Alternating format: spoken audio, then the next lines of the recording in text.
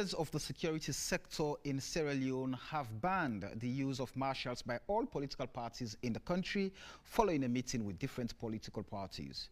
The Office of National Security says marshals pose a threat to national security because they cannot be regulated, and there is a growing trend amongst political parties in nurturing party loyalists to act as marshals.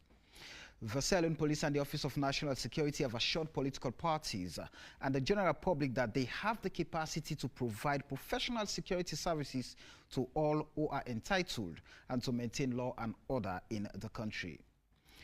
But the concern of political parties is that they've seen instances where security details have been withdrawn from ex-government officials and they've had to resort to marshals for their protection.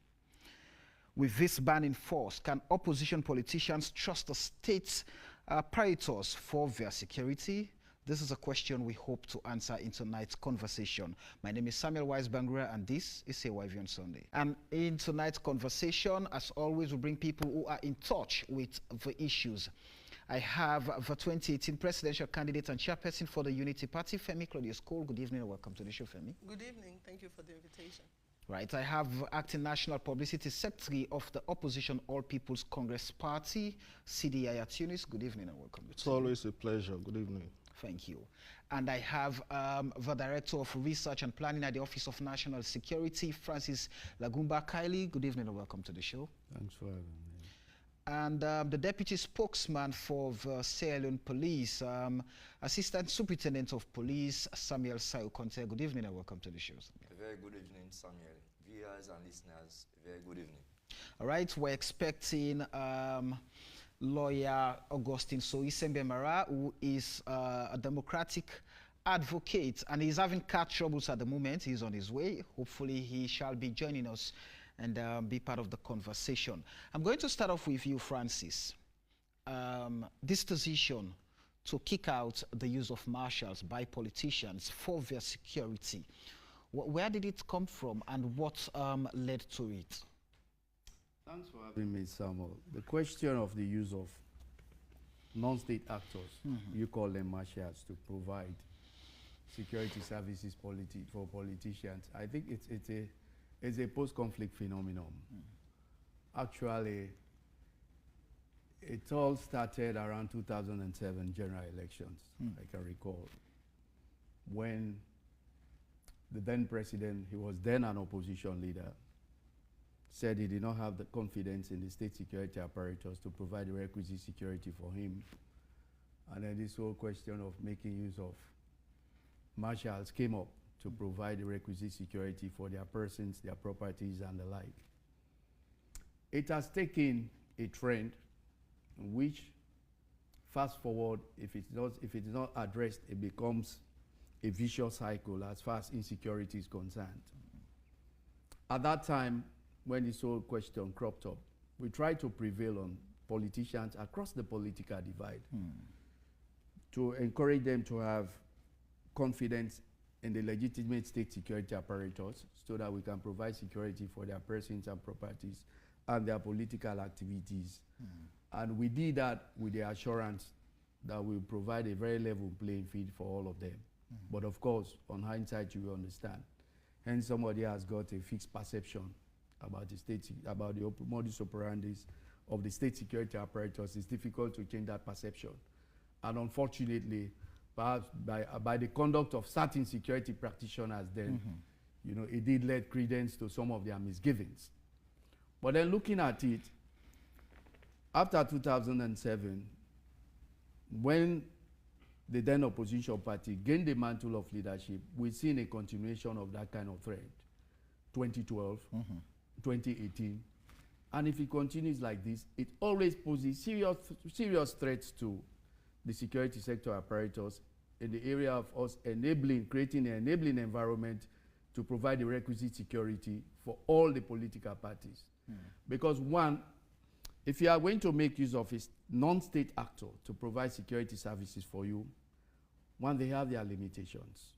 Limitations in the sense that the act that created the Office of National Security stipulated that nobody has a right to establish any private security apparatus in this country without having the requisite license and regulatory framework from the Office of National Security.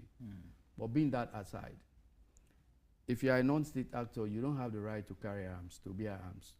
So definitely, if you make use of non-state security apparatus, no sooner you give them arms, you arm them, automatically they have committed an offense. And one thing we have realized, because most of them are belligerent across the political divide, anytime they have the tendency of coming face to face with each other, they would like to manifest supremacy. And the way they do that is manifestation of very high levels of violence, which usually have domino effect on the provision of national security. We do wish political parties can have the requisite trust and confidence in the security sector apparatus, in which we'll try to create a level playing field for all of them. But if we decide to continue with this trend, that when you are in opposition, you don't have confidence, when you are in governance, you have confidence, when you are in opposition, then it becomes a vicious cycle for us. And it becomes a perennial problem for the That is why I want to take you back. I mean, in your precursory remark, you mentioned that the issue of marshalism came into force as a result of politicians losing trust and confidence in the state security sector. How much have you been doing to rebuilding that trust, that confidence, especially in opposition politicians? Well, Samuel, I think I've been in an opportune position in which I coordinated the security sector apparatus for the 2012 and the 2018 elections. I've been doing that since 2001. So it's not a new phenomenon. And one thing we always try to instill into our security sector practitioners is a level of professionalism. That's why anytime when elections are coming, we go to a marathon of training programs with them about the do's and don'ts of elections, professionalism and the like. But let's come to the realization that you will not have 100% perfection. You must have misfits. But then what we've also done over the years is to have a zero tolerance, you understand? At institutional level, zero tolerance for those who would not like to imbibe the professionalism that we expect them to manifest, especially during periods of elections. You understand? It's the institutional standpoint. And of course, when we do notice that we have misfits within the security sector apparatus, it is the disciplinary provision that we also take that serve as a precursor, as a warning to other would-be defaulters that this action on the part of any security sector provider will not be tolerated. You understand? And then secondly, we also try to have dialogue sections with the various political parties. 2012, 2018, they all can manifest that. They all can attest to that. In fact, 2018, we brought them on a roundtable forum at the bank complex. We engaged them. You know, I also went around this country with that team, series of engagements with them. You understand? Try to let them have confidence in the security provision as far as the security sector service provision was concerned. And I think that actually went a long way. You understand? It tried to create or de-escalate tensions or with whatever misapprehensions they might have had. But of course, let's also don't lose sight of the fact that when you are talking about political parties, not only in Sierra Leone, especially in Africa, when political parties are in opposition, there's always this tendency to look at state security apparatus as being instruments of government. You understand? But forgive me, I'm curious. Sometimes when the state or citizens blame the Sierra Leone police, are we not being unfair on the Sierra Leone police? Because by law, the Sierra Leone, the police is politicized. You have the police council headed by the vice president, and you have, the two most powerful positions in that council are being given to politicians, the vice president and the minister of internal affairs, as chairman, as secretary general. So by default, already you know where the police should side, who the police should side. So if you've tested that in power, when you go opposition, you definitely know the reality that no, it's not going to work for me. It's going to work for who is in power. Is that not the situation? Well, those are the sad realities that we have to live with. And those are some of the lacuna that we still face with regards to our 1991 constitution. You understand?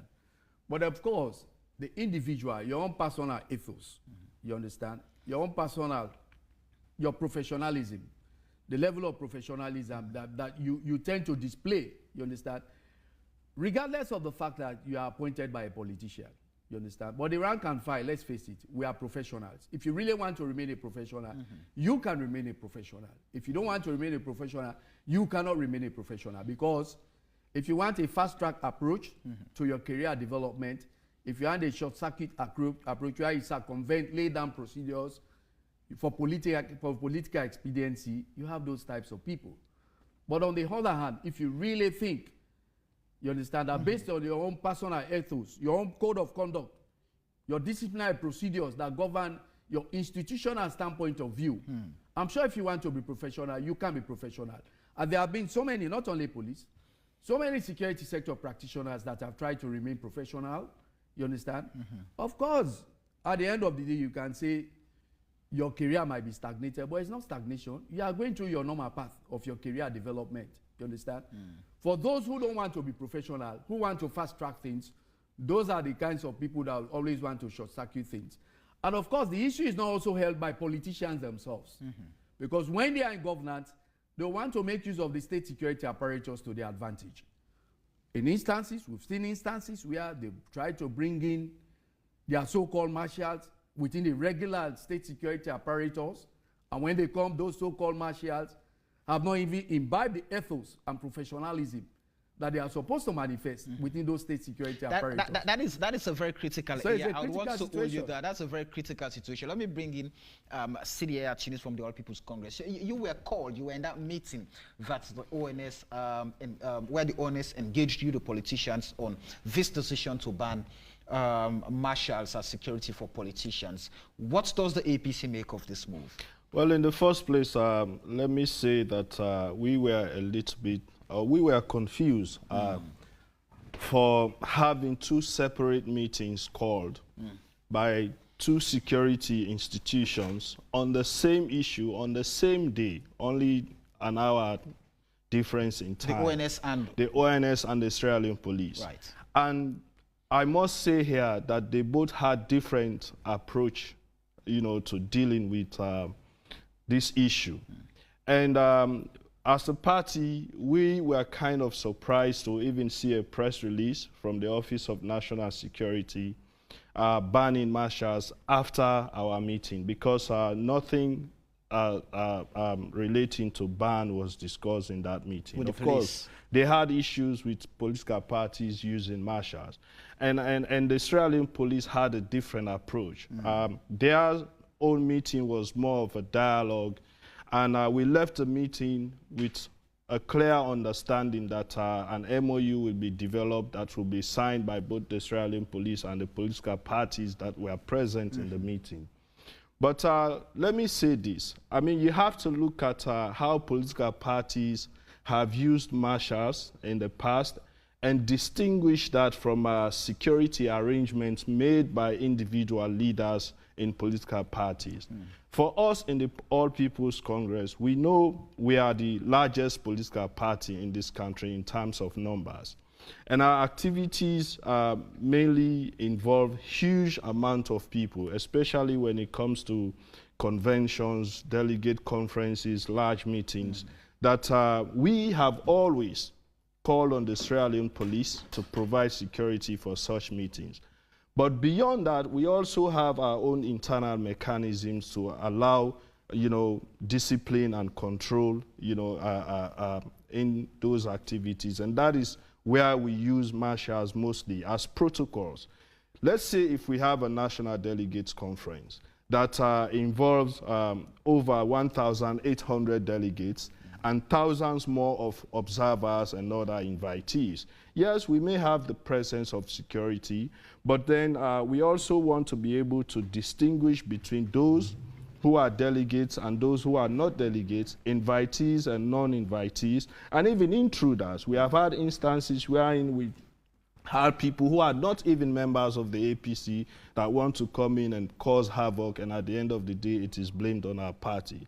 And with such arrangements, working closely with the Sierra Leone Police, we have been able to have our programs and conferences very, very much peaceful with our marshals and the Sierra Leone Police working together. We have had this arrangement for many, many years and for many activities. In 2018, for example, we had 28 flag bearer aspirants. 28. So, of course, you will expect rival factions, you know, but we went into our convention peacefully with not even an argument among those rivals.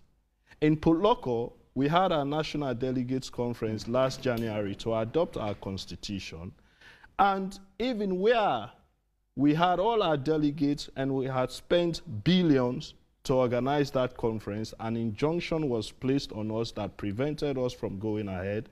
As angry as our supporters and membership was, we were able to, you know, dispatch all of them out of Poloko. So in essence, you're saying that the marshals are needed. They are needed because they have been able to help us keep internal control. You're saying that they've been able to keep internal control within the APC, for example, but the ONS believes that they pose a serious threat to the security of the state. That is why I'm saying, let us not confuse regulated, trained marshals working with the political parties, especially at those large gatherings, with individual security arrangements. And I'll come to also that one. But, you know, this that I'm talking about, and we also have to understand, for us, we have used them more as protocol and utility employees than the security people that the ONS may be talking about. That is why when you go to the APC party office now, it is manned and secured by the Sierra Leone Police, the OSDs. They've been there for over a year now securing our party premises. And we have never had a function, a large function, without inviting the Sierra Leone Police or without the presence of the Sierra Leone Police to provide security. Now we come to individual security arrangement, which is probably what the ONS and the Sierra Leone Police are more concerned about. You know, Samuel, we have to be very honest in dealing with these issues. We were here post-2018 election. A lot of us served this nation, and our security details were removed from us, even where some of us, and many of us, applied to have some sort of security, we were not granted that. And we have also seen a situation in this country wherein even the security detail of the sitting former president was removed. That is one aspect of it. Then secondly, let us be fair. Post-2018 election, almost everyone who worked in the previous government, was branded in some sort of way. We were dragged to commissions of inquiry. We were branded as IMPs. We were accused of stealing, state money. Our properties were overvalued. And with all of those activities, you do not know how many people out there may have developed hate for former, government officials. So people definitely saw the need to have personal security for them and their families. And also, additionally, let us go back to the post-election violence perpetrated against supporters and members of the APC across the nation. I mean, that put us to risk. And in all of that, for us to be without state securities or without any form of security will only leave us to danger. We are talking about our lives here.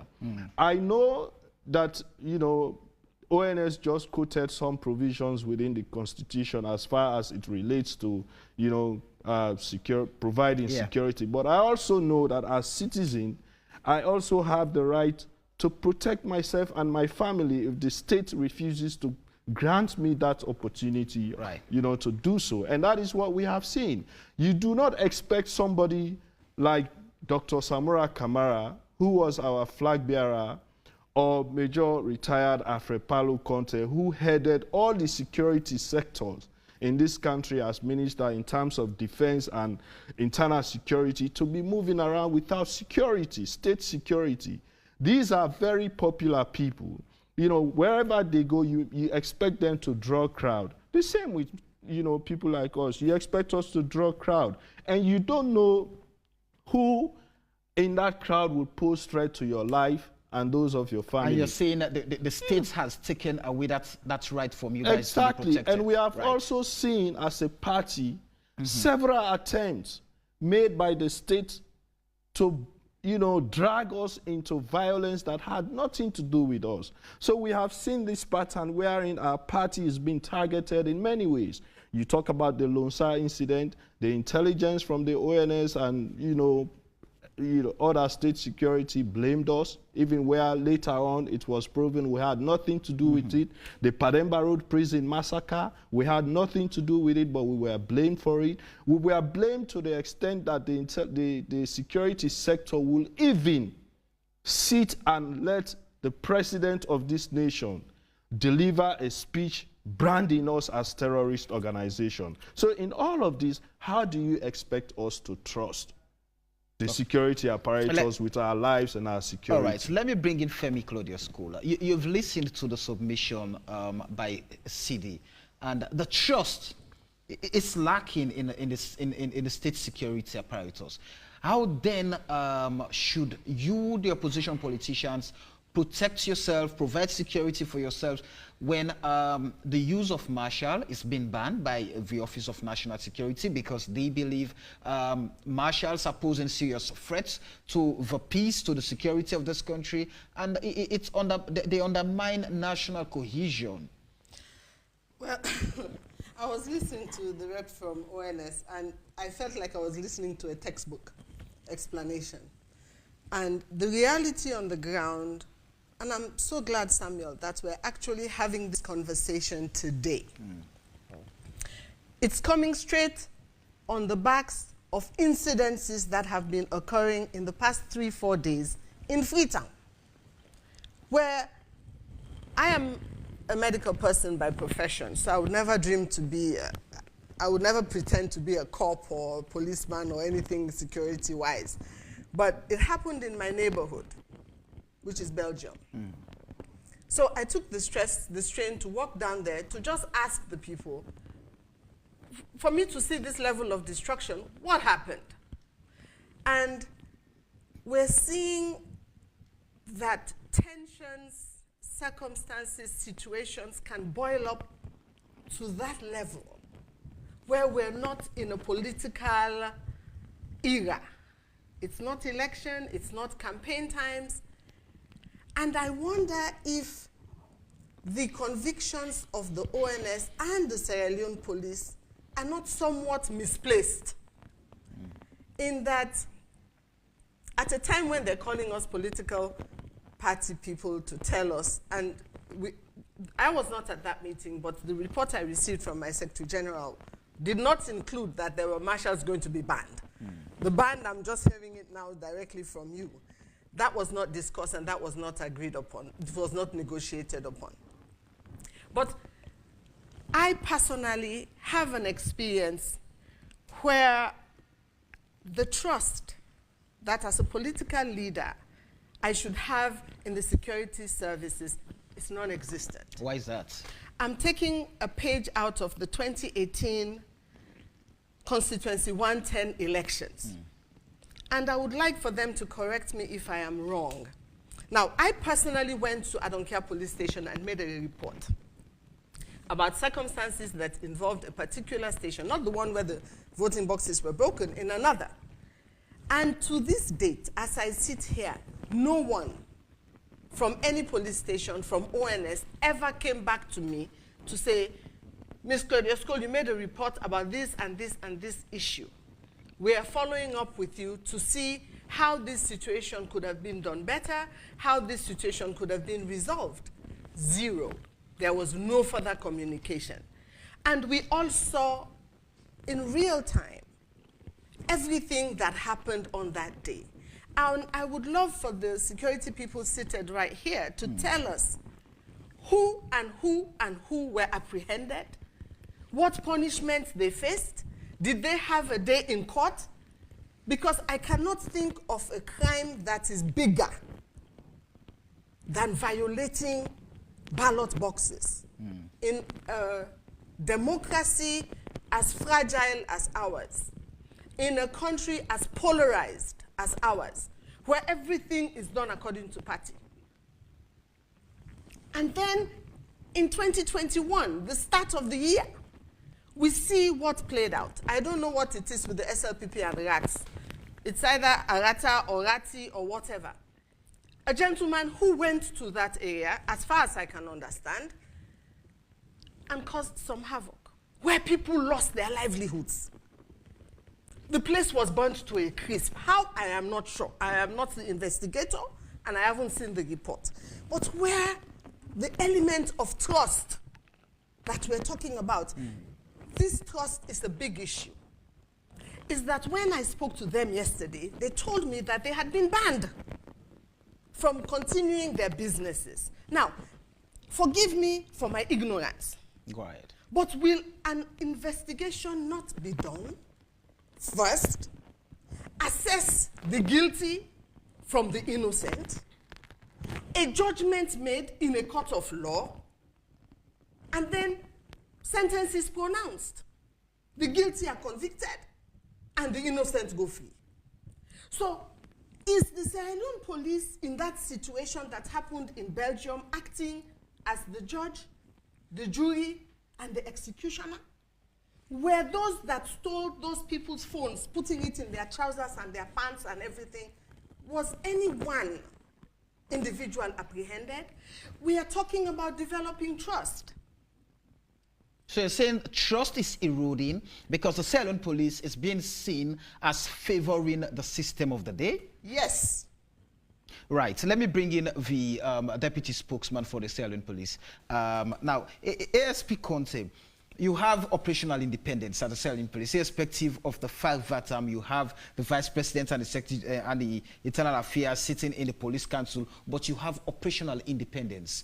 And the politicians are saying they don't trust the Sierra Leone police because you've not demonstrated any sense of independence, and you've not provided the security they need for their own protection. And you have a constitutional mandate to protect the lives and properties of the people of this country. Why are you not doing that?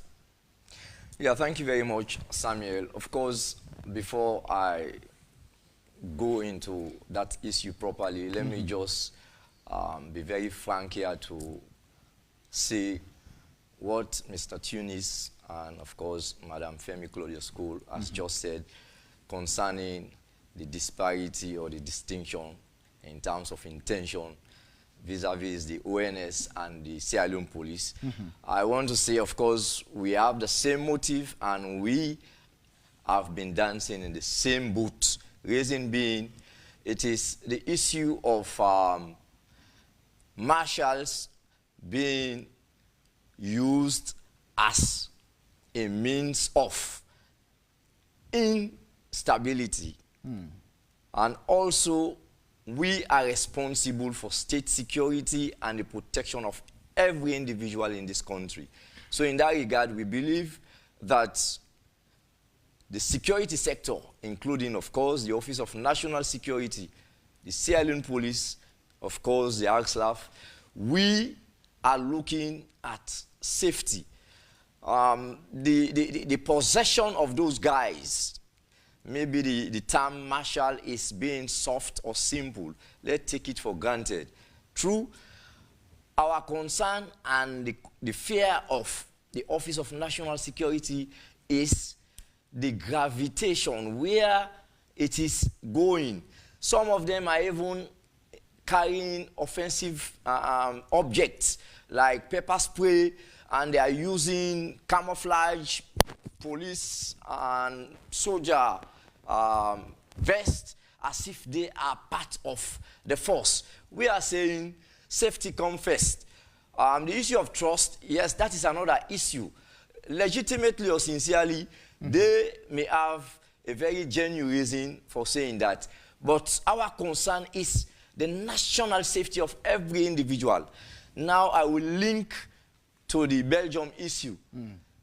The Belgium issue, to a very large extent, some people are saying it's as a result of these youths who, quote unquote, are claiming to be personal security for politicians. But all what we are saying, they cannot do something at the detriment of the ordinary individual. That's why we are investigating public order offenses. And mind you, let me tell Madam Femi Claudius Collier that we arrested 8 people, and of course, they are at the Criminal Investigations Department, and we are also investigating that arson, the burning. Yes. And also, we want the public to know that the Sierra Leone Police, yes, the security aspect generally lies on the security sector, but we are taking the lead. So that's why we've been very honest. That's why the number one individual in terms of security in the country, the Inspector General of Police, went there. And also the Deputy Inspector General went there. And even the acting regional commander, Freetown West, was there, and the media team. All of us, we are there. I will not, Samuel, go in detail concerning the investigation. Right. But all what I will say, the investigation is ongoing. We've arrested 8 people. And of course, names came up. But as I said, I don't want to go into details on that investigation. Is ongoing. Exactly. So let me take you to some of the concerns raised by the politicians. Let's take Sierra Leone, for example. They served this country. They were entitled to security because looking at the political atmosphere, it's always possible that they are at threat, but their security details were withdrawn from them. He also cited the former president who doubles as the party's chairman and national leader, and so they don't have you've not been able to provide security for them, and so you've exposed them to danger, so they have to resort to providing personal securities for themselves, and now you're saying, no, we don't want that. Why is that? Of course, I will say deliberate exaggeration to amplify issues. It is not possible for former presidents to exist without having state security. That one I will challenge him. And also... But the story was out when attempts were made to take the personal details, and later on the story was changed to, no, we need to send in new ones and just change your security protocols. That is it. So that doesn't mean it was not granted or it was not given security. Yes, they may have strong or genuine concern, as I cited initially. The issue of trust, I want to challenge political parties. Look at the leadership of the SLP. That's why maybe Mr. Tunis said our approach was a kind of dialogue in nature. The Inspector General, together with the Deputy Inspector General, called, I don't want to use the word major, but political parties, with the exception of Unity Party, she was not there. And the discussion was very frank, open, and fair.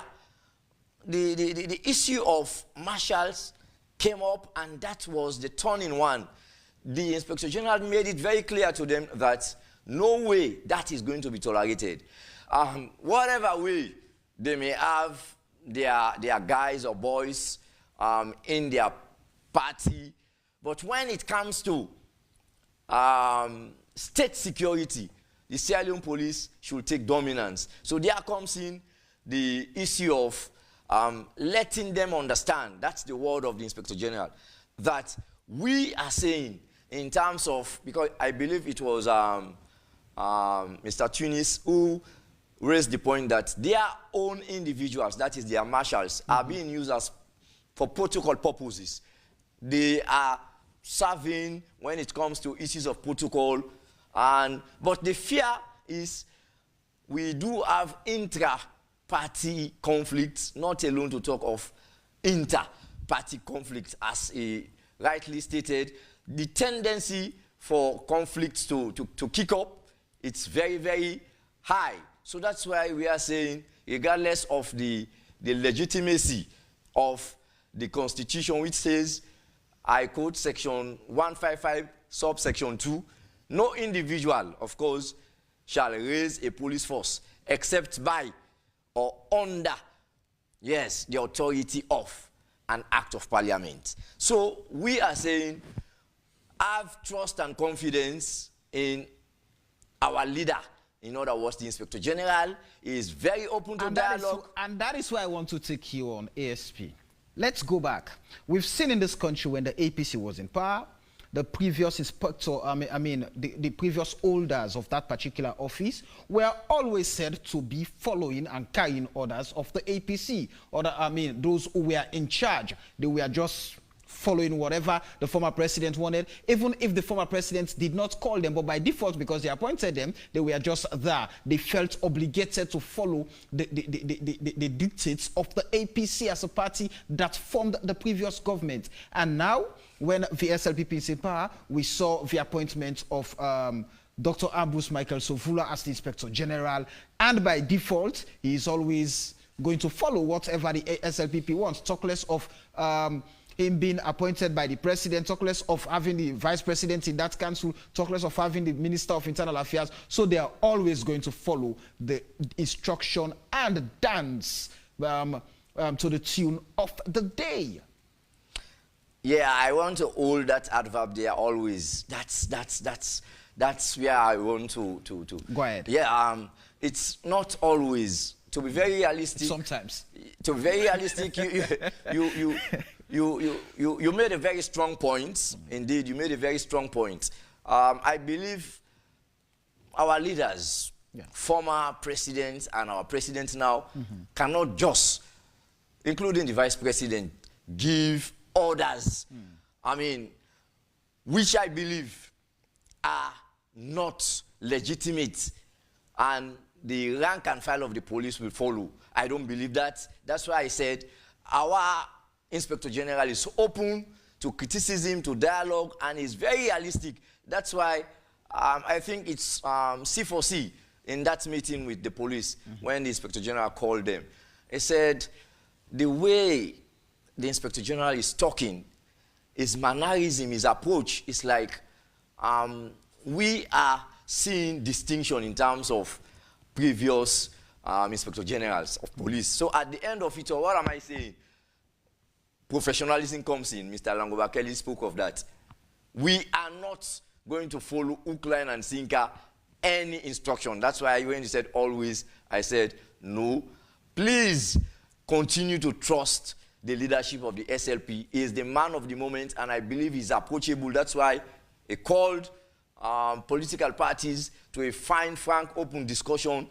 And at the end of it all, they raise a very genuine point that what is the way forward? There comes in a very technical but flexible solution that 1, 2, or 3 marshals can always be with the police when it comes to, because we don't know these political parties, they are members and how they, so it's very important for them to be working alongside with the police for coordination and development of proper sanity. Let me take you to the issue of promotion in the Sierra Leone Police and how that can be linked to the system of the day vis-a-vis the political party that rules for the day.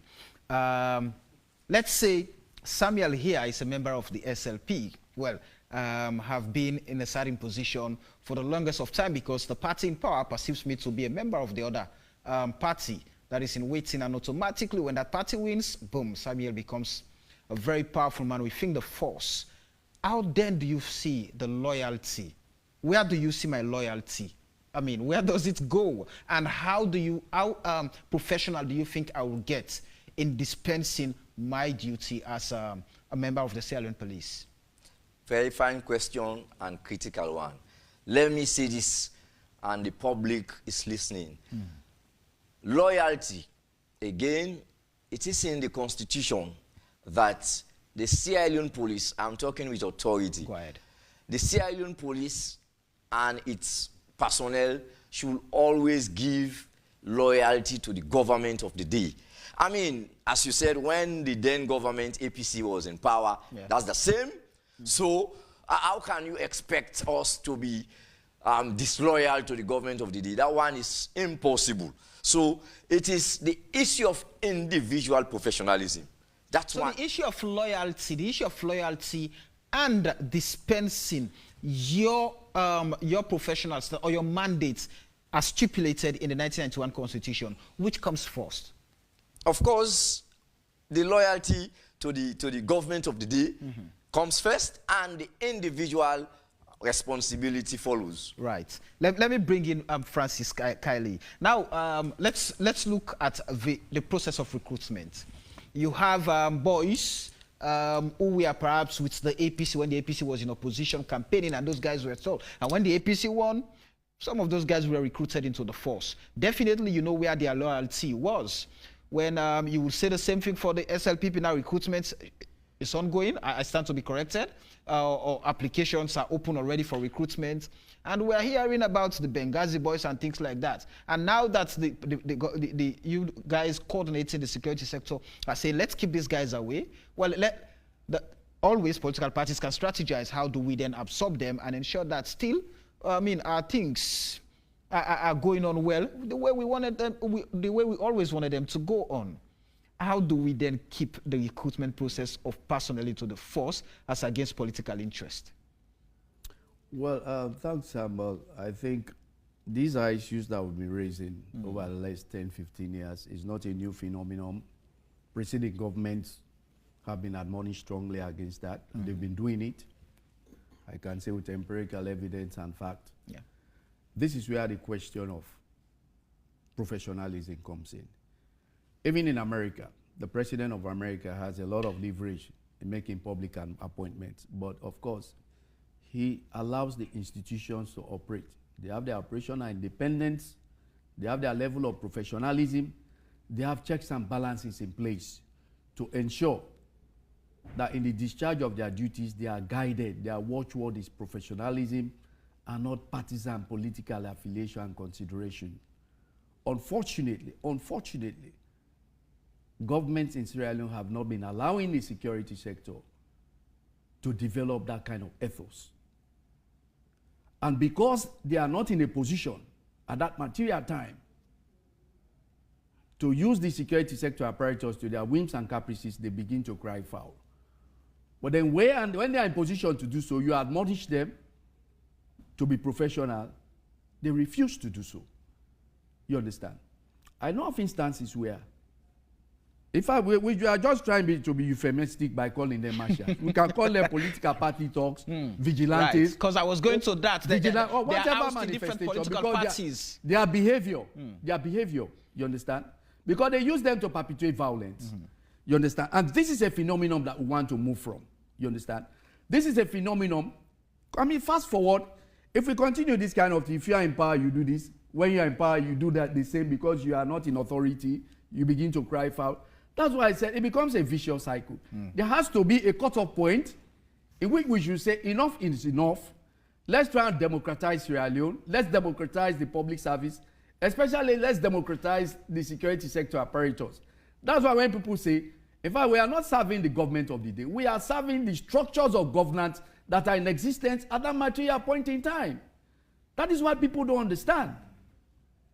That is what people don't understand. But most times when you decide to become partisan, politically partisan, as when you are supposed to remain a professional, there comes in a problem. But how can you be professional when even the law you guys have cited, for example, is saying your loyalty goes to the government of the day? No. And the government of the day is always formed by a political party. No, listen. Loyalty, your loyalty, the government is different. Listen, the state, your loyalty is to the state. To the state. Yeah. Your loyalty is to the state. Right. And the Constitution. Yes. You understand? It's not that particular confined way of looking at it. Right. That you are serving this political party. You understand? This is a misnomer that we have allowed to develop over time. And except we begin to unbangle our minds, you understand, from some of these shackles that we find ourselves into, it's going to be continuity. You understand? As the case might goes. And now let me just raise something. Go ahead.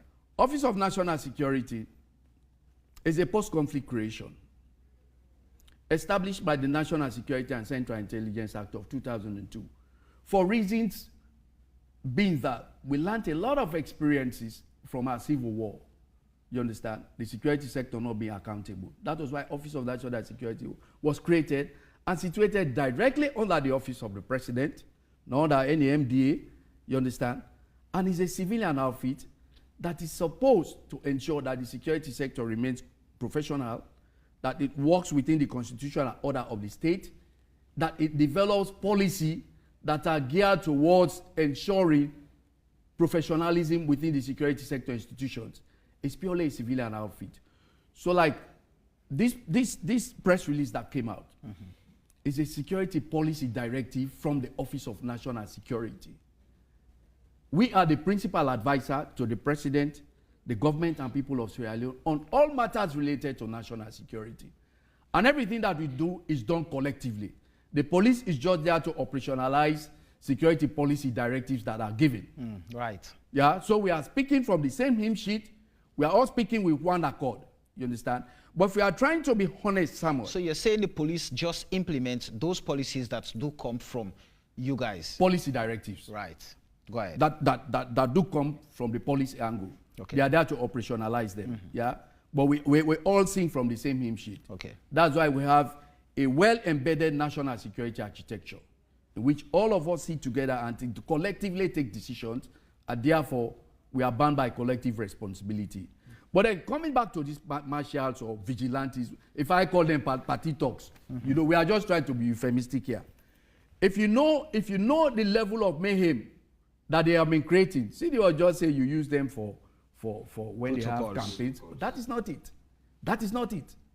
They have been used to perpetrate violence at intra-party level, used to perpetrate violence at inter-party level. You understand? And one thing we are trying to tell political parties across the board, you have no alternative for the state security apparatus. Even if you create those parallel state security institutions, state security apparatus, they are not legitimate. At the end of the day, that's why they are always having problems. They are always having problems. Either because most of them have been beefing themselves, so to speak. You understand? Most of them have been belligerent. So anytime they meet, you understand, the way they want to manifest supremacy is by the level of violence that you perpetuate. And most times the civilians are caught as innocent agents in between. And the Sierra Leone Police is a legitimate state security apparatus. If we call them to discuss, to dialogue, to let them see reason.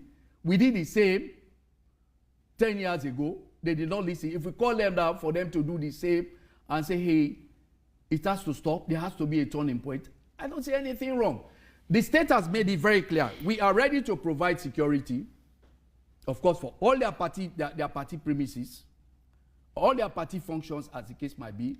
The state is ready to provide. And even their party functionaries, you understand? It is only that you cannot provide security. Come on, the entire police force of Sierra Leone is less than 14,000. Yeah. And strictly speaking, if you look at the UN ratio to provide police for a country like Sierra Leone, population of 7 million, you need not less than 150,000 police officers. If you really want to go by that ratio.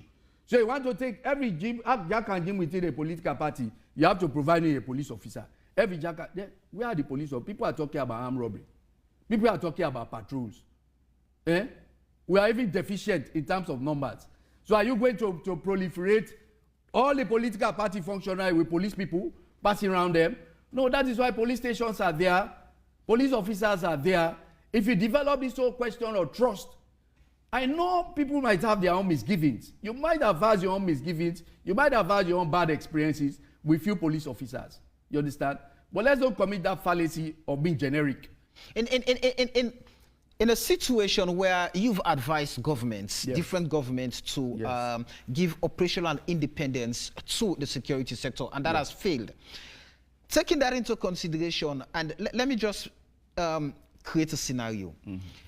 When the APC was in power, yes, you have the issue of leather boots, very pronounced, very bold, and you know the incidents and the instances that were raised. Now imagine the likes of leather boots were recruited into the police force. And they were recruited in the police force. And at a time like this, yes, or when the SLPP was in opposition, and the SLPP would have called for security, and the likes of leather boots were assigned to go and provide security for the SLPP, would the SLPP have been confident enough to say, Yes, we'll go on with them. Or now, you take the likes of Arata, recruit them, and then you assign them to the APC for security. What would that create? Definitely, they will not be comfortable. And you cannot blame them. That's why we admonish them. Don't bring these kinds of people within the legitimate state security apparatus. If you bring them, it's a recipe for chaos. But they are not listening. And so these are the guys domino are effects. afraid So they are for the their politicians. lives. They are the politicians. When things go bad, they begin to blame us. This is not textbook. These are realities. We've lived with it. We are professionals. Some of us never belong. I've never belonged to a political party. I will never belong until retire. And we are quite comfortable being professionals. For me, I'm quite comfortable being professional. I would never belong to any political party in this country. I've made that severally. So even when I'm dealing with issues, I deal with them dispassionately, professionally. I don't look at parties and political interests. So this is the kind of ethos that we are trying to imbibe within our security sector apparatus. You understand? And we are appealing to these politicians. I mean, you can admonish them, but that's as far as you can go. If they don't take it, they are the governors. We are the governed. So you listen to them. It's a catch-22. So you, the politicians, are the problem. I mean, in situations like this, because when you have the opportunities to make things happen, though you would say, okay, let's leave it because it works for us. We have to enjoy it. But when we're not there and it does not work for us, then it becomes a problem. So you are the problem, the politicians. No. I mean, well, let me put it this way. Go ahead. I mean, you just listening to the two representatives from the security sector, they are able to answer a lot of the questions that we have, and they brought forward a lot of the concerns that we have. We are not saying that the police does not take supremacy when it comes to the security of the state or individuals within the state. Right. We are in no way saying that. And we as a political party is also not supporting the idea of unregulated marshals. We do not support that in any way. And we are very, very much categorical about that. What we are saying, with all of the circumstances, I mean, these are things that we cannot just jump on. We come today and put out an outright ban on marshals and leave us all bare, to ourselves and our creator, to just go ahead like that. Mr. Kiley made a lot of points about, the number of police. We raised that in that meeting. When you look at the size of the police personnel, we raised that. And, we also spoke about, even the command structure. And of late, the IG has asked that we trust him. We are not saying we do not want to trust the IG, the police, or the ONS. But I just cited instances as to how, we have seen the approaches when it comes to dealing with even thuggery in this country. And I am, kind of happy that this conversation is going on, because just these few days, 2 events happened in Freetown that are thuggery related, and we saw 2 different approaches in dealing with them by the Sierra Leone Police. We saw an incident in Jue wherein a truck hit a school pupil, and the reaction of the pupils, to a point that the truck was burned. We saw how they were bundled from their schools and locked up in somewhere in a police cell in Jue. That is one. And we saw the Belgium incident. Clearly, this is the 3rd time Belgium has been attacked. This is the 3rd time. And the same names keep coming up. So if, for example, for the first time it happened, those names were apprehended, locked up, investigated, charged, we would not have had a repeat of what we had in Belgium twice. And even where it happened, we saw the approach was completely different from that in Jue. So what are you saying in essence? We have always said, they blame us politicians, okay, but the laws are clear. When you decide to be selective in governance, as far as the approach in governance is concerned, what you do, and I've said this severally on the media, what you do, you embolden certain set of people. When you become selective in dealing with people who are involved in thuggery, You see somebody involved in thuggery today, and the next day you are seeing the same person taking a photograph with the president or the first lady. What you are doing emboldening that person. It is the same when it comes to the dispensation of justice.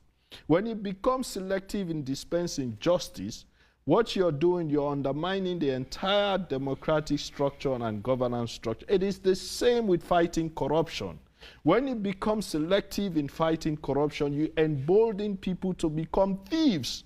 That is when you have people now, like we are seeing now, spending over 300 million just on provision for his office. And we cannot afford gloves for our healthcare workers in the hospitals. So these are the things that happen. So what I'm saying here is, the security sector is blaming us politicians, fine. But we have said it, we are not against the idea of regulating or moving away and having a well-structured security force that will ensure that we are all safe as a nation. That is what we want. But when we see people perpetrating violence against certain individuals and they are encouraged to do so, you know, we have soldier teams, we have commandos, we have these, and they are all being recognized. You know, so how do you now come and say, okay, get rid of your marshals, we'll provide you security? We're looking forward to that, but it doesn't come overnight. So when we have to build the problem, given that there are some legitimate concerns from opposition politicians, but ONS is now saying, Francis Kiley now is now telling you that we're just trying to name these guys, I mean, and put them in a very nice way. But they are thugs, they are vigilantes, they've been perpetrating violence within and outside political parties, and you nurture them. And this is how I'll respond to that. Go ahead. The ONS clearly, you know, like Mr. Kiley said, was created to coordinate the security sector. Right.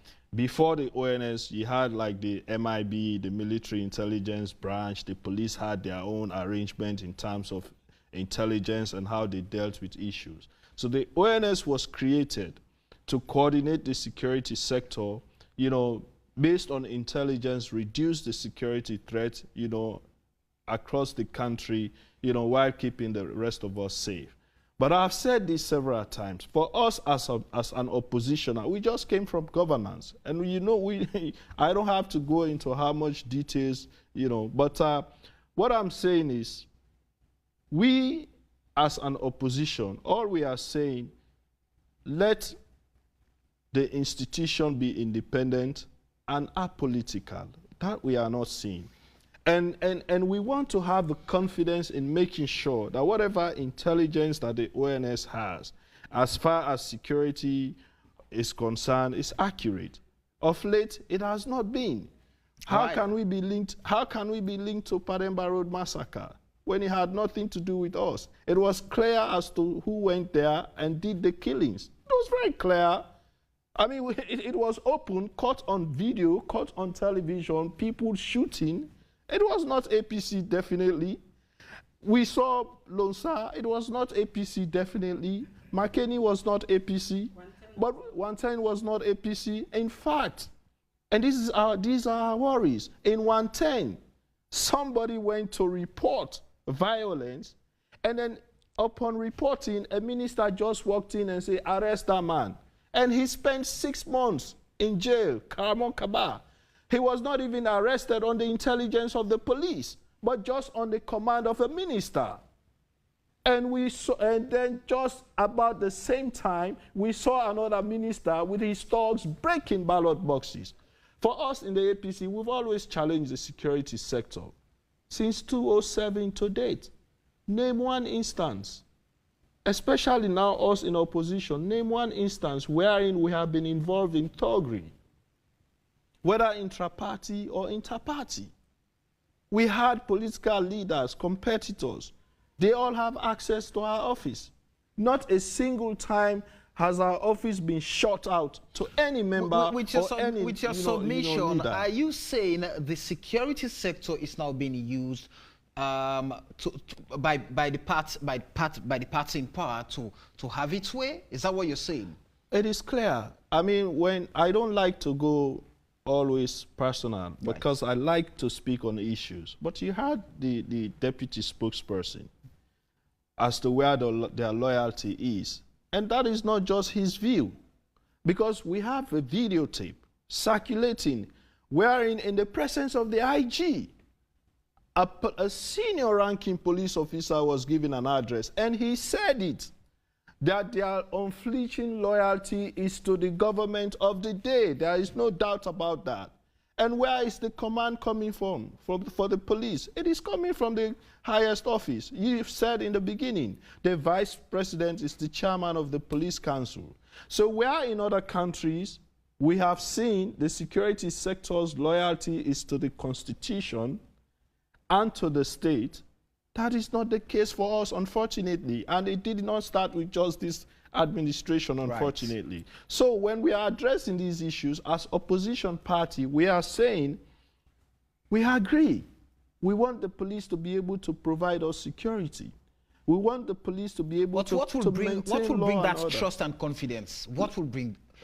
Let us see how they will handle the Belgium situation. That is the start. But it is unfortunate now we have the statements that we are getting from the police hierarchy about that incident is not good, because already we are seeing the blame being cast on the victims and not the perpetrators. Yep. And these are some of the things that concern us. Because when something like that happens, I mean, these people have been trading for many, many years, and they have found themselves in this situation. It is not proper for them to be categorized as thieves, that they are all involved in illegal trade. It is not proper. They, whatever it is, whether they are involved in illegal trade or not, they have been attacked, their shops have been, vandalized, their markets have been stolen, and buildings have been burnt. Let us investigate. Those who are involved in illegal trading or selling stolen goods, investigation is ongoing. They can be brought forward. Samuel, I just to ask him, where did he get that statement from, that the victims are being blamed in this situation, that they are? I like my IG, but I saw my IG in an interview who said the Belgium sellers are involved in selling stolen goods, because none of them go to Dubai or to China to buy their goods. Well, so what about that statement? Well, the thing is, we cannot be sure about that, because if I go to Dubai and Belgium, or China, and somebody at Belgium comes to me and takes some of my goods to sell, make some profit, and then return my money, it is possible some of them are involved in that kind of trading. Let me bring in Femi. But let me bring in Femi. Femi, you can come. But he's saying, how come they're saying that they've already the victims are already being punished? He can correct me if I'm wrong, in that they've already banned them. They tell me that they've been banned for a month. That means within 3 days, the police has investigated, they have concluded, and they have instituted punishment. Right. Let me ask you this question. Let me take you a bit away from the Belgium issue. The deputy spokesman for the Sierra Leone Police said some of these marshals, some of these thugs, these vigilantes, carry offensive weapons. They have knives, they have pepper spray. They carry weapons they're not supposed to carry it, and they use. And even exactly, whether it's police or military, Igalia, they're always dressing them. And so they perpetuate violence. And this is bad for the security of the state. But I want to reference an issue in Lunsar when Mohamed Kamareba Mansari was contesting for the parliamentary seat in that part of the country. He claimed the police took away all his security. He was left alone. So he resorted to getting a stun gun. And at the end of the day, he was arrested. He was detained. He was charged to court for carrying illegally carrying weapon. But so with something like that, how then do you trust again the Sierra Leone Police? Now they're saying they are trying to rebrand. You are to give them this try, because they're definitely going to provide you with the adequate security you need as politicians. All you have to do, inform them, And they would provide the details. Samuel, let me take you to the perception survey, where the Sierra Leonean people perceived, I'm not sure whether they came first, second, or third, but I know they were in the first three, in terms of being perceived as being the most corrupt. There are times, Samuel, when I do question. Let me just take you back a little bit to 110 again, for just a second. Right. Now, before the elections in 110, we had an incident where the contender, Josephine Jackson, had been, assaulted, or what had happened in a house and a vehicle. Yeah. Over that incident, people were arrested and sent to prison. Some stayed in prison, I think, up to a month. They were arrested for a period as long as that. And then fast forward to election day. I still pose the question as to that election day debacle that was caught on tape in real time. If the ONS and the police are telling us political parties that we should trust them, how does one develop trust? How does one become comfortable to say, I'm not going to worry, the police can take care of me? And the ONS rep is saying, we don't have enough police officers. So how would you expect, we can't be dishing the police officers out like candy. So on the one hand, you are saying you're banning marshals or whoever. And on the other hand, you're saying you will provide our security. And then on the other hand, you're claiming that you don't even have enough officers to go around. So what exactly are we supposed to trust? Who exactly are we supposed to put our faith in? When you have an incident, that for me was where my trust was totally eroded. Right. The fact that you had, were those people that were caught on tape, was any single one arrested? If you could have sent somebody else to jail for almost a month, those you had clear evidences. They were caught on camera, there was audio and there was video. And absolutely nothing was done. No, I think madam, you actually misconstrued my statement. What I was saying, whether I go to America, I go to England, you don't have police officers assigned to each and every individual. It's just impossible. Even if you have millions of police officers. What I was saying was that from this dialogue forum, if we are to develop trust, the state will provide the requisite security for all political parties, you understand? Their party premises and the like, and even their party functionaries, based on the threat assessment, if there is a felt need for you to be provided special security, that special security will be provided for you.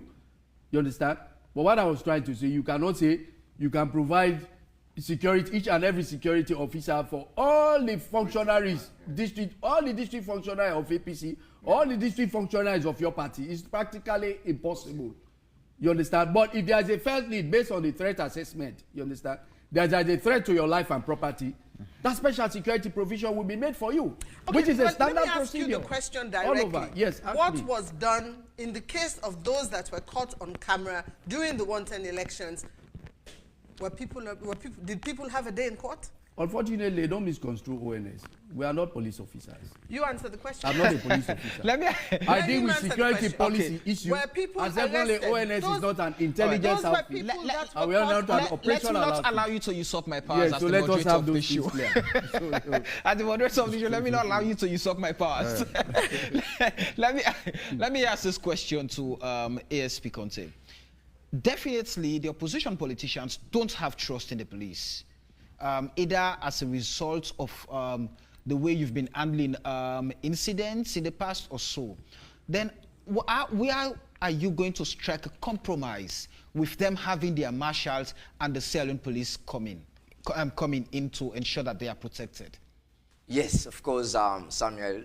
Before I answer that question, let me just allay the fear of Mr. Tunis that you are safe. Yes, we are assuring you that you are safe. Right. And also, Madam Cool. Madam Femi Claudius Cool, yes. The victims, of course, they may do what we call appealing for public sympathy, that we've been banned. Who told you that? That is not true. How true is that statement? The people always, when you go to them, let me use the local balance. Then don't ban you. Then say, no, not sell again for 1 month. whatever thing we are doing, mind you, we are also taking into consideration human rights issues. So for me, that's a news to me. And yes. Striking a balance. Yes, striking a balance. Having the marshals and the police. Just continue to have confidence in our leader. That one I will challenge you. You've seen his mannerism, his approach, his way of dealing with issues. I always believe that he has a very genuine reasons, concerns for every individual. That's why he made it clear that we are the one policing you, but you have your own rights. Whatever things that you've realized not going well, tell us. And it's very open, and that's what happened during that meeting, Samuel. So for me, I believe this meeting, as Madam Cole said, this platform is very timely and is very important. For us, this back and forth issue, it's a very old adage.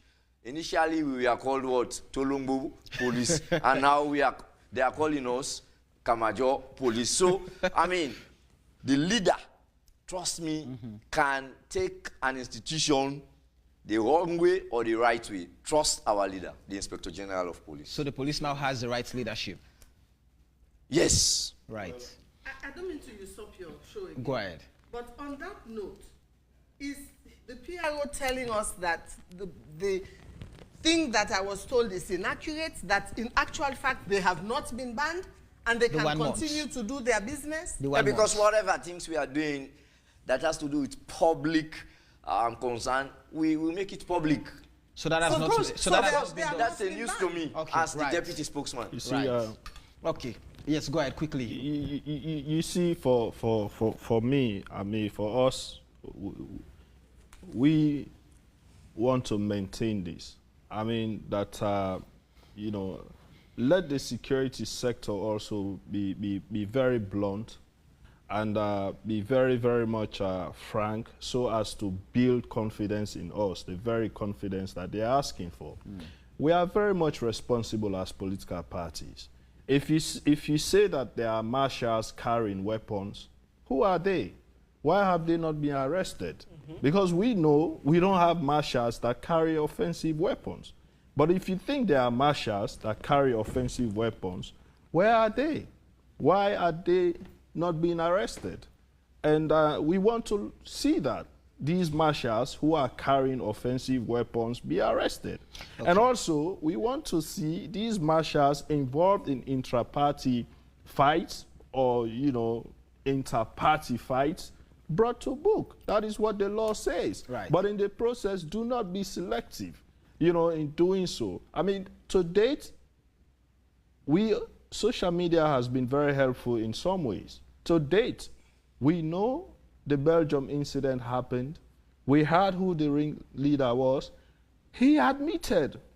And the tapes are circulating on social media. Right. And where is he? Okay. Has he been apprehended? No. No. I mean, so these are some of the questions that we continue to raise. To those things. Let's involve our viewers and our listeners into the conversation. The show is live on Sunday. The number for you to call and be part of is 025-271-959. 025-271-959. Amara Al from Facebook is saying, according to the 1991 Constitution, Sierra Leone's police is responsible for the protection of both lives and properties of Sierra Leoneans, and indeed, they are executing their duties accordingly. So for peace to continue to prevail in our beloved country, the issue of martial should be banned in our peaceful nation. Mike Joseph Kanu is saying, the security sector still really needs a lot of reforms because most of them have become politicians. Samara Kamara is saying SLPP have started winning in enough. Not sure why. Okay, that's not what we're discussing here. Protecting lives and properties by leading some disgruntled thugs from the SLPP office just in the name of politics. Sequence Dubuya is saying, Mister, we have not been seeing much professionalism in the security, especially the Sierra Leone Police, from Joseph Kanu. The police are not reliable to protect us, the people. Unfortunately, it's impossible for them to protect the opposition leaders. Abscams is saying, IB Rahim Chamsila saying the Sierra Leone Police has no moral and lack integrity in executing their function. Governments in and out have been using them as a political tool to cause harm on oppositions. Regime rivalry within the same political party and CSOs that are exposing the regime malpractices. In this regard, key opposition leaders have no confidence in them. The number to call is 025-271-959. Mr. Kelly, we have not been seeing much professionalism in the security sector, especially the Sierra Leone Police. Okay, Samuel, if the government is saying that they should ban marshals, is their soldier team not marshals? He say Alpha is asking. Didan Sanko is saying, why would they prefer to have marshals, even to the point of asking that their existence be legalized through an act of parliament? We need not answer the question by having marshals who operate on the whims and caprices of private individuals and groups, but to deal with their fear of not losing marshals. So many messages we've seen, and the use of marshals has always been used wrongly. A.G. Launde is saying, hello. Good evening, AYV on Sunday. Yeah, good evening. Yeah, good evening, gentlemen. Good evening, everybody. Yeah, my name is Malaika, and I'm calling from Candidate for. Go ahead. Yeah, well, actually, the situation here, from the utterances of the two security apparatus, has clearly shown us that security in our country always abides to the tune of the piper. You know, this is to say, they always follow the instructions from their leaders. The authorities that give them jobs. I never understand the deputy spokesman, but as for Mr. Kelly, I knew him before when he was working in his institution when the APC was in power. I had him several times over the radio. The radio and television. His utterances are quite diverted. So, you know, you can sense the difference by protecting, you know, people that he works for, you know. So it is clear that people in authority, or especially the security apparatus, are working for their masters. Thank you very much. And this is not good for our country. Thank you. 025-271-959. For those of us in Sierra Leone, and for those of us out of Sierra Leone, the number is +232-30622766. +232-30622766. And I will not take any local call on that number, please. Good evening, AYV on Sunday. Jabi, calling Central Part of Freetown. Go ahead. Samuel, in 2018, during APC regime, they give 100 million to dispatch boys from Freetown to McKinney City. They know what they did. In 2007, the pronouncement of the election, right. Leather Boots, who joined the police force, attacked the SLPP headquarters. They vandalized us. They raped our sisters. You know what happened there. Political violence, it don't start from today. During the APC days, we have a lot of things that happen under their regime. I really pity my brother, where he talks silly. They no Eastern story where they show. 2009 by-election, Totongo field. How much people the APC killing? How many man they strike Nabu? How many people the police killing? Can you come on the SFPP office? How much policemen they go far charge as you see, this is the problem. Where you know say you professional. Now I may discuss my tell you. Let us be professional of doing our work. Right. Because when you do one, so God will help you. Thank you. The number is 025-271-959. Call and be part of the conversation. And hello. Good evening, AYV on Sunday. Yeah, good evening. This is Mohammed from Boo. Go ahead, quickly. The other issue in our discussion is very good, but I just want to bring the attention of people to two things. One, police not their life. Right. Now, here's this. Whether school begin the attack and destroy property there. Anybody talking on television, human rights out there talking. You know, the police let people that try for trust their own security in their country. Mama Claudius Femiko where they talk so. They know the way they do that. The security of the country, they can force. No matter what. All the security they happen. Salon police not to hold that extent and do that illegally. But the security they happen out of the overseas countries. Whether for fire, posting killer. What is happening? Sometimes they say that they try. If we read the matter, I don't know. All right, thank you. I think we're going to be giving more time to people, please. Hello. Hello. Yes. Good evening. Yes. Good evening. Good evening. I just want to ask Mr. Kelly. Go ahead. A question. I saw today a video making rounds on the social media where the Inspector General of Police is already taking sides even when an investigation is going on.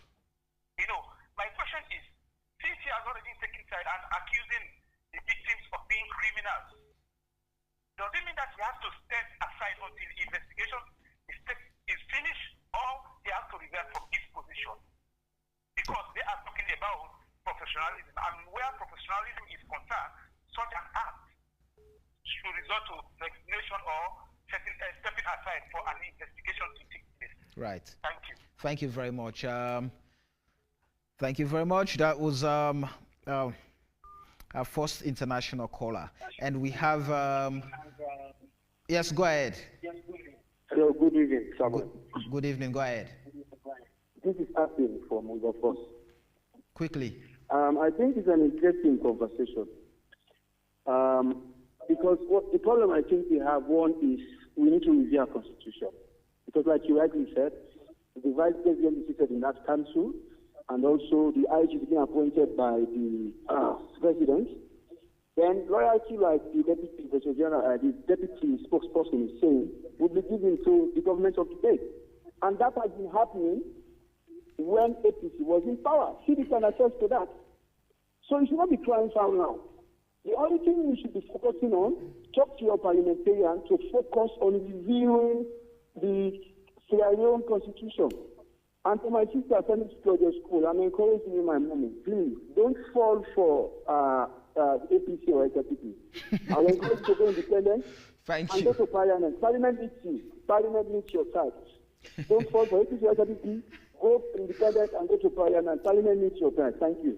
Thank you very much. Thank you very much. A text message from China is saying, "Good evening, AYV. Please, Samuel, ask the security men to please tell me one incident where the opposition's party, especially the APC marshals, have involved in their intra-party violence from 2007 to date."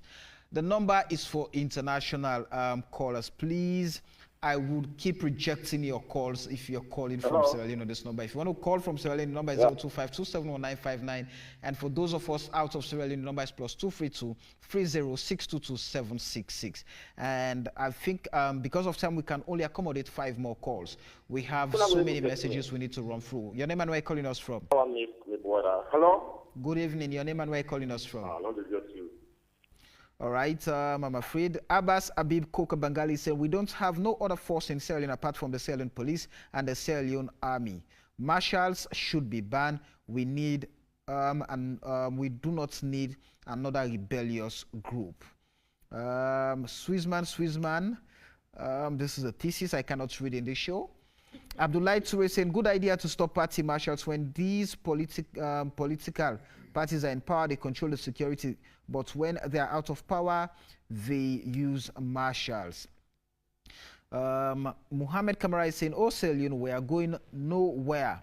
New story, which is not good for us." Ronald Georgestone is saying, "It's no wonder political parties should prefer their marshals, mind you, provided that they abide by the laws stipulated. You can have your close protection team, but the police must provide protection for all political parties, not just the ruling party, which seems to be the pattern in successive governments when in power." I need to run through. Responsible leaders lead with empathy for the people and skills. Criminals and dictators lead by the use of force, fiction, and fake. That is the difference, Lansana Kuruma. If Mr. Kiley himself is moving with a police security, but my honorable is without one, here comes the self-defense. I'm not sure he has any personal security, please. He does not. And somebody, okay, let me take this call from the US. I'm afraid we good evening. Hello? Good evening. Your name and where you're calling us from? Already I've said actually from the US, your name. Go ahead. My name is Joseph James. I'm calling from the United States. Go ahead, Joseph. Let me do this in Creole. I think the problem we don't get to salon normally that the people of Sierra Leone, especially when they support a particular political party, they take their leaders and they question a ghost. So it's like then they feel even when they work for the government, they feel say the president is independent of the presidency money. So I think they give for do whatever they want for. What happens so that's why the other places. If the other is mad, they work on a street. They do anything, police go arrest them for no just cause and go arrest them, go lock in a jail. And they go suffer. But anybody who in power, when people do anything above, not need the commodity. And that injustice thing, now you don't bring about the war now, Sierra Leone. And that injustice will still continue for Sierra. As much as that power, they get all the less power for make sure you kill, not need commodity. They jail person, not need commodity. But if anybody now, when I party the power, go do something, whatever, above. And this particular thing, if you not try for stop them. And I think say na serious problem. For stop the marshals, then they good. But how sincere the thing be? Let me take a look at the election back na body junior apple. People and they do that the director na transport. Even they 20 bucks there, but they not arrest. They don't go arrest at the council or the chairman or whatever council. Then arrest. And they arrest other people. But who that they did at the government at this particular time? None of them will be arrested. And none of them will not be jailed. So it's like a serious problem they face now. If you say they go to salon now and do something, they will jail me. Now take a look at what happened with the COVID-19. They go free people in Alunga airport. Nobody will arrest. People will go government motoka. Police will arrest nobody. But if now we do it now, they will arrest you. People extract like Kailau. They don't do nothing. But people extract other places in Salon, they kill them. Thank you. Can you imagine? This injustice is not going to for some. God bless you. Thank you. Thank you. The number is 025-271-959. Good evening. Good evening. Yes. Hello. Your name? I'm afraid I'm on the international line. Yes, go ahead. Yeah. Hello, Sammy. How are you? I'm doing good. All right. Like I just talking at you. So, put it in the out and I'll village them where Go ahead. Yeah. Me, I want to change the forces. Thank you. Because they're not smart long. They were for slide and then they will say strength him up. And anything at this world, any country, law and order, the security forces, they're not team up. The order, they want for slide. Even in the US, when police don't go by the area under, you say one cross, not today the cross. In fact, you know even near themselves, people don't know that one day. But just because Africa police, this down as our police, they put the commonality among them, or Sabi people at this was na me or quick by na me my sister and my brother. I mean take the police like say, oh police, take me our police pull you over. No they ask the police. No they ask can I see your ID? That's it. If you have put up nice Sierra, never been here, it put on. Right. But people they take anything serious Salon police against. And we'll get that training now, but the moment to go there and we'll get that training. Right. Because Thank you. Thank you. Thank you very much. Mike Joseph Kano is saying, Mr. Weiser, police officers do not have the technical know-how to deal with crowd. They always make things worse instead of making things calm. Ronald is saying the rule of law in Sierra Leone needs review. Does the police protect all political parties? What does the public think? What do political parties think? Can the police admit biases in their stewardship of protecting lives and properties? Interesting. We have so many calls from the US tonight, and I think we're going to take 2 more calls and we come to our guests here. Good evening. Hey, good evening, Samuel. Yes, your name, please. Yeah, Samuel. I speak in Creole. I got for I call from New York, USA. Go ahead. I just want to thank you and appreciate Mr. Kelly because he's very, very professional in knowing what they talk about and also with police officer. And there is some people in the call, even in the United States, there is no justice. So with police officer naturally, and I always tell people, they say, I appreciate them. They're very professional, you know, the way how they treat me. But it's like the politicians, them like Femi and then Tunis, they always they make the public for they against the police. But what thing I would try for stuff like that is this. If we support the police, we give them the support they need. We don't always try to come and castigate them like how Mr. Kelly they talk. We make sure that we come and talk to them and aim for get the information from them, how they do stuff, and we able to give them all the support. I feel to say we're not going to go through all this. Like how Mr. Kelly they talk, we not wait, the police not wait for provide security for everyone. But the fact of the matter is, the police need support. We don't get for the pick and choose. I hear Mr. Kelly they talk say how they go to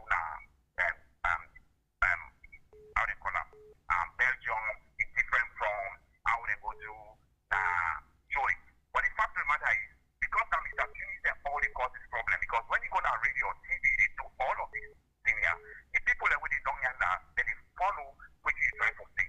And if we're not perfect, but the fact of the matter, which I example say is that Sierra Leone is really peaceful. Sierra Leone is very professional in how they do things, even with politics, where people that always they cry down. Right now in the United States, they are stopping people not for vote. They try to make it hard for some people black people other people not for vote. You know they happen at Sierra Leone.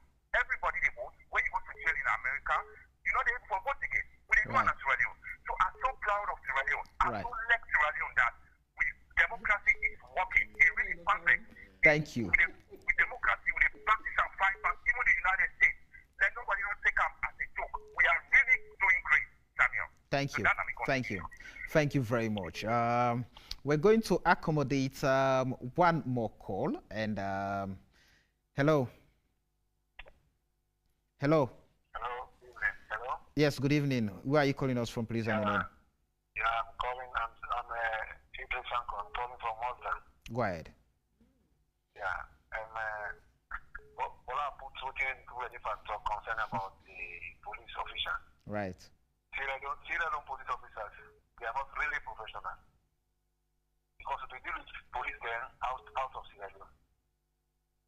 The way they go with the Sierra Leone citizen, they are not working for the Sierra Leone citizen. They are working for their own political party. And it's not good for our people. We see a lot of incidents that people have been mentioning concerning Sierra Leone citizens. They should work for the Sierra Leonean, not for the politicians. Because politicians can come and go. They have to respect Sierra Leoneans than the politicians. Our politicians are criminals. They are just coming there to eat and enjoy with their families. So this is my own word. Thank you. Thank you very much. I'm afraid there is a call from China, but I will definitely resist the temptation of picking those calls. So many calls coming in, and we're going to take two more from our fans here. Our guys already, they are always here. Good evening, AYV on Sunday. Good evening, listener. Please stay away from your TV or radio sets. David, so much of Belgium. Go ahead. One thing we get for see because they are the deputy spokesman say they're not boundary, they will not accept. People that don't learn from the SLPP office, when at the talk system of SLPP, they can see the advantage, but we lose property them. So at the end of the day, from Thursday, when this thing happens, let the deputy spokesman show we who single person we don't do business now, Belgium. Which person we don't open shop now, Belgium. The IG go boldly talk on the media say the video they start to say we not criminal, we not sick man, now illegal business we do. That don't show say you don't take sides already. You don't show we say it's the favor of the people that we can do with the team. The moment we can get now the team, the way we react to we in terms of response to we. Yes, you know we don't want to, but still we and I respect it because of in the IGP. We get and I respect this. Don't delegate today, people that don't come see the advantage, but we keep no property. Look at this, and the fourth time, we get somebody with a language for them by road now. We at that same time they buy the camp or the other thing. They can pitch one from back in Belgium. At the Mango Stadium, left this sporting. What he do? At the end of the day, then he come back, can't go to the party office, keep and they from good from 9 o'clock and then 6 o'clock on they can't go to the police station. At the end of the day, the person they for them by road. At the end of the day, put fire and keep. So the IGP, look at how many police in Belgium for now. Let people then go there and see for themselves. More than 300 officers. We then school in Belgium, they in Belgium. They say nobody do business. They don't tell us we're not criminal. Yes, we're not criminal. But they like see the people and the way they in Belgium, we not graduate them. So man, the way send for the day, what he gets, now they take feeding family. But if you don't stop that process, they don't do business. I want to feed the family. They want to know on the treat man, the criminal way, don't all that. Thank you. Thank you. But we believe say yes, now so you don't tell me. But we believe say when you go back to nobody. Now people in Belgium and go China and go Dubai and go Guinea. People in Afghanistan too they sell. Yes, some of who register business. We can get a certificate for show say as business register. Yes, maybe like a. Thank you. Thank you very much. I was going to accommodate one more call, but definitely time would not permit me to. And we have to come back to the main studio and allow the guests to respond as we round up. Now, Sidi, let me start off with you as we round up. What do you think could be the reformatory way forward in all of this conversation? Kicking out marshalism out of politics when it is being used for personal security and protection because the states cannot, as you've mentioned, the states have failed in providing that security for you. Where do we meet? Well, thank you. I mean, first of all, let me reiterate that we are not in any way challenging the authority of the police or the security sector. No, absolutely not. In fact, I'm glad that we are having this conversation because we are all here to try to map a way forward as to how we keep our country and ourselves safe as citizens and non-citizens of this nation. You know, but the fact of the matter is, you know, like I started, we have to look at this from two different angles. We have to look at it from the structural point of view, that is political parties having people working within the party structure, you know, as marshals or whatever name you may call them, you know, and also individuals having their own personal security arrangements. You know, either way you look at it, I mean, we do not support anything that is not regulated. We want to ensure that whatever way you look at it, people are safe, the public is safe, the country is safe and secure. But I want the force to also be able to distinguish the two, because you may have individuals moving around with people that are not even marshals. They are just individuals, you know, walking around or moving with people, you know, who are not identified in any way. But, you know, we want to be able to work with the security sector to ensure that our events are safe. So let us continue this conversation. Let us continue to engage at that level, but let us also be very frank in dispensing our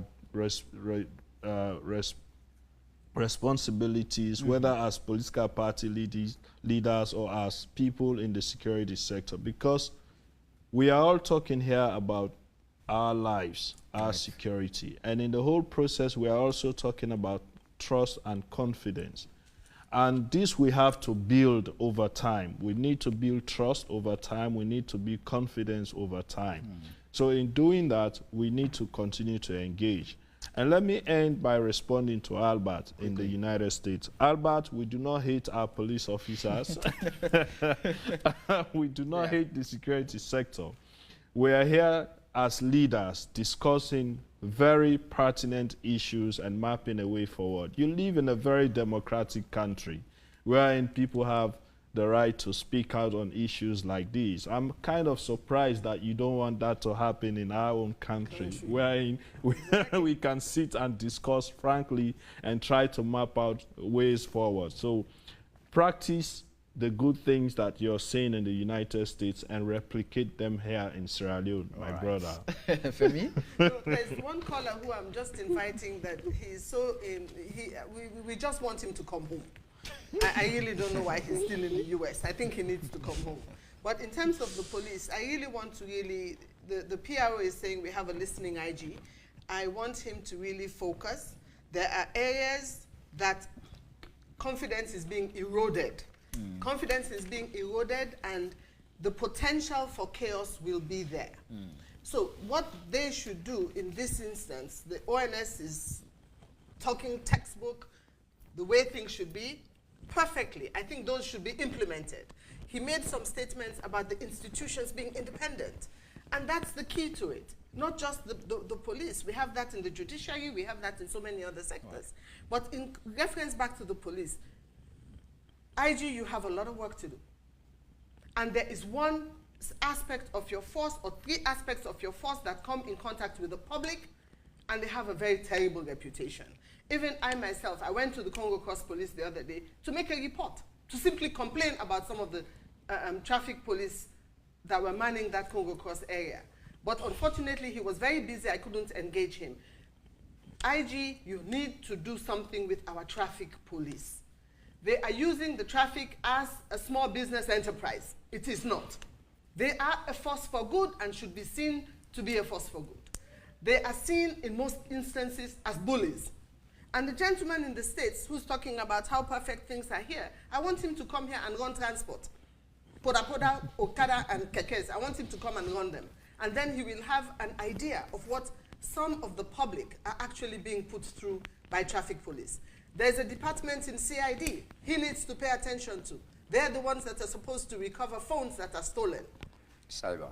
They are inefficient, they are ineffective. He needs to do something about them too. Thank you. Thank you. ASP Conte. Yes, thank you very much, callers and texters. I will start by responding to the concern of the last caller, the Belgium person. Yeah, maybe now I came to realize the reason why the so-called ban that they should not trade there any longer. Oh, now when it comes to security issues, where there is a conflict, the tension, the cooling of tension, of course, it's natural. If that issue had occurred close to any other party, that particular vicinity will be sort of, I don't want to say condom, but we are not going to allow any person to trade. So that one is clear. That doesn't mean we've banned them. And that is not the only area for now that they can trade. Also, let me just, to Mr. Tunis, that our policing style was varied in terms of the jury and the... So it's tempting for someone to ask. It's like you know all those students in that particular school belonging to one political party. Is that maybe what you are thinking? But we believe that our strategy is, of course, we are arrested there, and also there we are arrested. So the approach for us is let the peace prevail. The public order offenses, as I said initially, we are investigating that one also. And the issue of Arata not being arrested, Rati. Okay, Rati. You may have a point, but what I'm saying is this. Investigation does not mean arrest should not be made later or now or then. And let me make this clear to the public. His actual name is Mohamed Fofana. He's one of the complainants, and one Rashida Tukonte, also a complainant, and we issued police medical form to them. They claim assaulted by this and that. The investigation is ongoing. During the investigation, if it results to that Mohamed Fofana being a suspect, of course, we're going to get hold of him. And this issue of IG calling the Belgium sellers criminals, that one is so strong. And you know, the issue of this photoshopping in the social media technology. Yeah, that has happened. This is not the first time. They will just capture one segment of the statement and send it on social media. I will challenge anyone. Our IG, Mr. Tunis, Madam Cole, is very willing, ready to see peace prevail in this country, and work with him. You will see something that you will appreciate. And finally, for someone saying police will just go and arrest anybody in the streets, I think the caller is outside. That is not true. And I'm saying we are also being checked by oversight bodies. So even the action of the police, we have our internal mechanism called the professional standards, under which we have the CDIID, out of which we have parliamentary oversight body, ombudsman's office, the anti-corruption, the independent police complaint board, the media. They are all checking, this civil society, they are all checking our excesses. We also have our disciplinary regulation, 2001. If an act or action of a policeman resulted to something that needs questioning, we're going to question that individual. And if it needs criminal investigation, trust me, we're going to investigate him also criminally and charge him to court. Right. Thank you. Mr. Kylie? Yes, thanks very much. I'm glad that this question has taken a national dimension, at least it's in the form of a dialogue, and I think it's good for good governance, to strengthen professionalism. Madam, I come from a policy perspective. I'm not an operational person. So when you see me talking, I'm talking about policy issues that will strengthen good governance, yeah, within the security sector. Basically, that is what ONS is for. I'm a civilian like you, so I'm not going to talk about action-oriented issues that will strengthen good governance within the security sector, issues that I move around my daily activities. But suffice it also to know that we do also coordinate the intelligence and the security sector institutions. You know, in as much as we give policy directives to the police, but where their operational directives impede on good governance, these are issues that we raise with them. So you can see that we stretch out in a lot of these areas. But also, one thing we should take as a truism is that unprofessionalism manifested by any single security sector practitioner, that action in itself is a recipe for insecurity. It leads to a lot of mistrust. It leads to a lot of apprehensions. And I think what we should be concerned about is rebranding the Sierra Leone Police Force, specifically, rebranding them, and of course, so that they become acceptable, because we don't have an alternative for the police. I mean, let's accept that. All of us across the board. But then on the other hand again, you who are the politicians, when you are in governance, ensure that you leave the Sierra Leone Police to be operationally independent. When they are operationally independent, they serve you best. They serve you best, you know. So in as much as we are casting aspersions on most of their antics, let's also take stock of the activities of those of us who are the governed also. You know, that our activities have a domino effect on the service delivery, not only on the police, but on the security sector. Somebody else talking about me naming one incident in which APC has. I don't want to go into personal things. I mean, if you go to my office, I have catalog since 2001 to have catalog of issues ranging from 2,000 or more across the political divide, various political parties. But we are not here to personalize issues. Yeah, I don't want to go down that lane. But we are here to ensure that we have confidence. We encourage the politicians to have confidence in our services delivery. And let us also be held accountable and responsible in the discharge of our duties. I think those are my few words. Thank you very much. Assistant Superintendent of Police, Deputy Spokesman for the Sierra Leone Police, Samuel Sao-Conte. It's been a pleasure having you. Thank you very much. Francis Labumba Kylie, Director of Research and Planning, Office of National Security. Femi Claudius Cole, 2018 Presidential Candidate and Chairperson for the Unity Party. Thank you very much. The only woman, we wish you happy Women's Day, International Women's Day tomorrow, and to every other woman out there. CDI Tunis, Acting National Publicity Secretary for the Opposition All People's Congress Party. Thank you very much. It's always a pleasure having all of you here. And many thanks to you, our lovely audience, those of you who were able to drop your comments, and I did not go through all of your comments, by the way, but thank you for being part of the conversation. Thanks to our callers, those in Sierra Leone and out of Sierra Leone. We appreciate your effort and your time. The show has been AYV on Sunday. My name is Samuel Weisbango, and up next is our AYV Primetime News. Be sure to catch a fresh edition of this show next week, same time here on your home of all things credible, factual, and all times balanced. But a repeat of the show comes up on Thursday at 4 p.m. Take care of yourself and stay blessed.